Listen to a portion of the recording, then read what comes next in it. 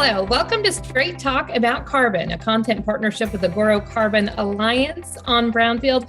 I'm your host, Megan Grebner. With us today is John Pullis. John, you are based in Michigan. Let's talk a little bit about your background and a little bit about what you do with Agoro.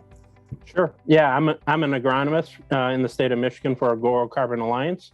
My background prior to joining Agoro last year was I worked as a precision ag specialist for a ag retailer here in Michigan for the last 10 years. And so dive deep into the data and the information around farms, trying to maximize the efficiency and the yield potential of farms using all the technologies at our hands. So I was doing that for the last 10 years. Really enjoyed that, really enjoyed the one-on-one working with growers and coming up with solutions to problems or issues. Prior to that, I worked for USDA in their ARS division doing some manure management research. So I did that for a couple of years, and I worked for Michigan State University Extension for a couple of years. So I've had a little bit of variety in my background. I got my master's degree in soil science from South Dakota State University, go Jackrabbits, and undergraduate degree or bachelor's degree in chemistry from Oakland University here in Michigan. So I'm sure nobody in Michigan holds your Jackrabbit affinity not against too much. You, right? Other than my kids. No, my kids are fans too. So. All right. So we're going to talk a little bit today about specialty crops because Michigan is really unique and diverse in their crop segment, but we're also going to talk about how this kind of plays together in the carbon conversation. I think the best way for us to start is precision agriculture. And so when we look at precision agriculture, we know that helps us in terms of row crops to be more conservation minded, to be able to maximize return on investment in so many ways. How does that play not just in the specialty crops or not just in the row crops, but in the specialty crops as well? Yeah, so when we look at the carbon markets, I think that's the valuable part of precision ag background is understanding that we maybe have to address different issues or different situations across a field and across our fields. So understanding which of the practices or methods best address an issue that we're dealing with or the potential for carbon sequestration, whether it's in, an apple orchard in Northwest Michigan or, a sugar beet field here in the thumb of Michigan, the opportunities are out there and we have to be able to use the information that we have and the variety of practices that are available to make the best decisions across that landscape.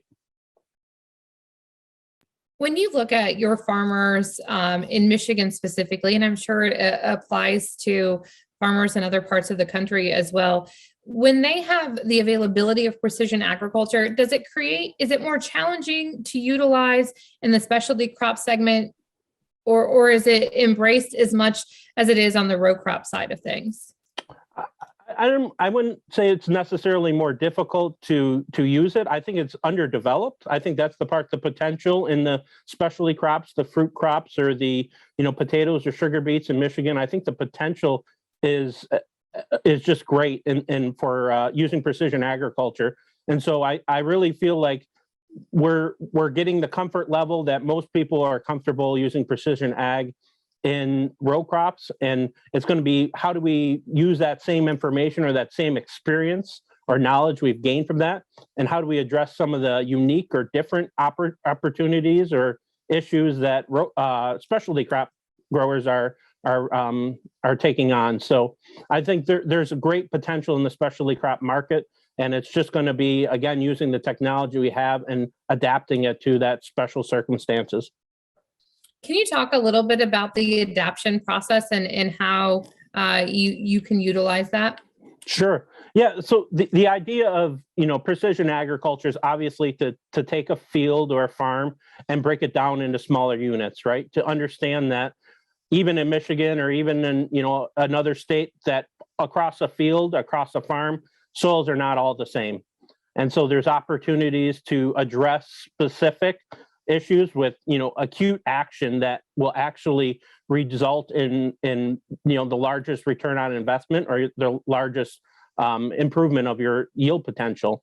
And so if you can take that across an acre with precision ag, and you apply that same practice or that same idea to carbon cropping or to conservation, I think there's a great potential to say this practice works really well on this type of soil or this farm of mine, and how do I even take it the next step? In precision agriculture, we're always about a stepwise approach. Maybe it's variable rate fertilizer, and then it's variable rate seed, and it's other aspects looking at liming and other potential.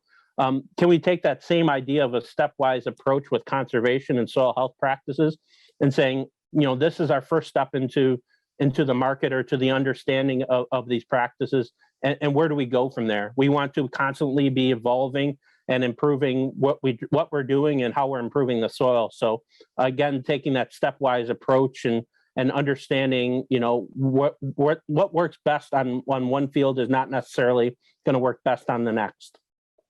John, I think about this in terms of row crops, and I apologize. That's where I kind of start to get us to where we're going, Sure. Because that's my background. We talk about soil fertility on a regular basis in terms of corn, soybean production. Yeah. In Michigan has plenty of row crop acres as well. But how does that relate, or how does that play in this carbon game on the specialty crop side of things, as well as the row crops, if we're going to talk about both of them? Sure. Yeah. Precision agriculture, again, it's addressing issues at the unit level instead of maybe at the farm level or the field level. So again, if we can address these issues in an educated or informed, using the knowledge we have, overlaying layers of data, and maybe even experience from neighbor farmers or from other specialists or experts in the area. And a lot of times, honestly, that's other farmers, right? I mean, we like to think of ourselves as experts, but there's been growers doing no-till and cover cropping in Michigan for 40 to 50 years. So there's a lot of experience out there that we need to tap into and make sure that we're listening to those voices and that information that is available. So hopefully growers don't need to learn the hard way, right? Maybe they can make that first, dip into this practice a successful one. And obviously that's going to encourage other growers to do it. And it's going to allow the adoption to take hold and last longer than if growers are struggling for the first few years. Do we think about the carbon conversation and we think about the fertility aspect of the soil or the nitrogen management aspect of that? How do you relay those conversations and relate it to the carbon conversation as well for growers? Yeah, so that's an excellent question. I get that question a lot is, where's the return on this investment in carbon cropping or carbon farming? And a lot of times what we're doing is we're adopting practices or methods that are going to build organic matter. And, pretty much everybody understands organic matter is like gold, right? Those of us that have dealt with manure know what that can do for organic matter. And those of us that have seen, the really sandy soils and the improvements that can be made by building those soils up and increasing their organic matter, that's where the real potential comes. Organic matter acts like a stable reservoir for soil nutrients.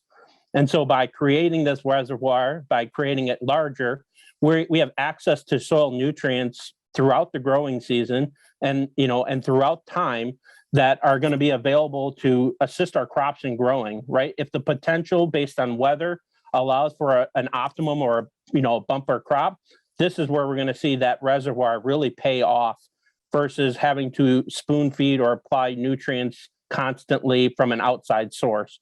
Having that reservoir is going to provide that opportunity to meet the needs of the crop as we go. And it's also going to stabilize yields over time and over space, right? If we're doing these practices across our fields, we're going to see different aspects of the soil health practices really pay off. Is it that nutrient cycling that's optimized? Is it water holding capacity, right? We talk about increasing just 1% organic matter, 20 to 25,000 more gallons of water are held on an acre of soil. I relate that in Michigan to, inches of snow. That's another 7 to 9 inches of snow here in Michigan. And we think about what does that mean for a crop? I think we've seen here in Michigan and across the Midwest, really these periods where we're running into 6 to 8 weeks of low or no moisture, no precipitation. And so we see crops get a good start maybe, and then kind of just stall. They might stop, they might just grow slowly. And so what does that mean to have that water holding capacity for another 20 to 25,000 gallons of water? What does that allow your crop to do? How does that allow the crop to continue to grow and go through the reproductive and vegetative stages without having to stall and wait for Mother Nature to meet that demand? So I think that's an important aspect of understanding the nutrient cycling. The understanding of that water is very important for nutrient cycling as well, right? Certain nutrients rely on water to be taken up into the plant.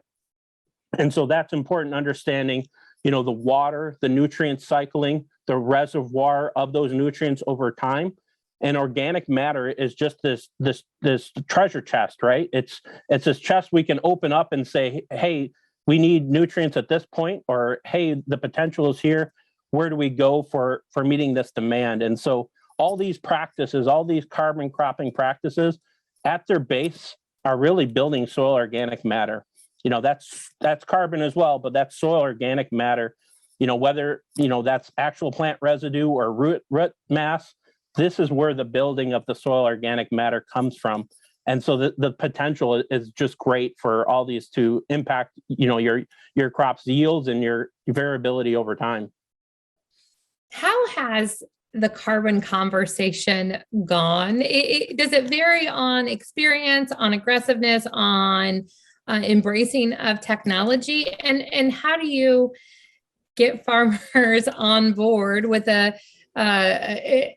market that still is kind of fleshing its way out in some regards? Sure. Yeah, I believe really early on when we started having some of these conversations, it became pretty apparent that there's a lot of education that needs to go on. It's a new market. Maybe farmers are not used to having conversations about carbon. So maybe that's a stumbling block from the get-go is, well, what does that mean? What does carbon mean? And so bringing it back to a soil level or nutrient level or water level, something that growers really understand well, I think that's more efficient at maybe understanding, okay, we're building carbon in the soil and we're sequestering it, keeping it for a long time. But what does that mean on a day-to-day basis for the grower in the growing season? What does that mean for the long-term valuability of their soil? What does that mean for an operation to, one, be generating additional revenue through carbon credits, but also doing practices that we know from neighbors, from research, that have the ability to increase the soil health of your soil. And that's a long-term investment. Soil is going to be here for a long time if we do things the right way, like we should. But if we can keep soil here and keep it healthy, it's going to pay tenfold back from what we're doing now. John, we talk about the carbon sector or the carbon market where it is today, and talking about precision agriculture, soil fertility, nitrogen management, all of those things. Where do you see it down the road? Where are the next options or opportunities for carbon markets? Yeah, I think that's one of the really, really nice things to see working with Agoro is it might be easy to just focus on, row crop or corn and soybeans, but Agoro has from the beginning really showed that we need to embrace the opportunities that are across the landscape. We have agronomists all across the country. And so that's a really valuable part is we're seeing growers talk to our agronomists talk to each other and say, this is what's going on over here. Have you guys thought about this? And so I really feel like the specialty crops are gonna have a place at the table. And again, what aspect that will be? Will that be cover crops between orchard rows? Will that be, reduced tillage? Will that be pollinator habitat? So looking at something like agroforestry, which, in Michigan, we have growers already doing this and there's lots of benefits for that. I never want to leave out the livestock guys, and manure is at my heart, so I always talk about manure, but there's other aspects in dairies and livestock operations that I think are going to play a big part in the future. If we look at the greenhouse gas, emissions and the methane potential, I think the dairy industry has been doing a great job, but they're continuing to evolve and look at opportunities themselves. And so we definitely want to be a partner, or we would definitely want to be in on those conversations to understand, what's the next step? Where can we help growers adjust to these practices and reduce the risk, right? There's potential for these practices to reduce emissions and, potentially sequester carbon. And we want to be there with our assistance and be part of that conversation. John, anything else? No, I always talk about, when I talk to growers, my number one statement is always don't self-disqualify yourself, because it's very easy to look at, the carbon markets and maybe you've heard something, or, somebody has said, I don't qualify because I do this or that. I've really been a big proponent of at least have the conversation, right? I don't mind wasting my time if it doesn't yield anything in the future, but I at least want to have that conversation so there's an accurate understanding of what carbon markets are and the understanding that, it's not just about sequestering carbon, even though that's a very important thing to do. These practices all have agronomic benefits. And do you want to go through this alone, or do you want to have agronomic support, local at your hand to help you through this process? And so I think that's the really valuable part of having these partners. John, it's been fascinating to learn more about carbon and the specialty crops and row crops as well. And I appreciate your time today. Thank you, Megan. You've been watching Straight Talk About Carbon, a content partnership with Agoro Carbon Alliance on Brownfield. To learn more, visit agorocarbonalliance.com. I'm Megan Grebner for Brownfield.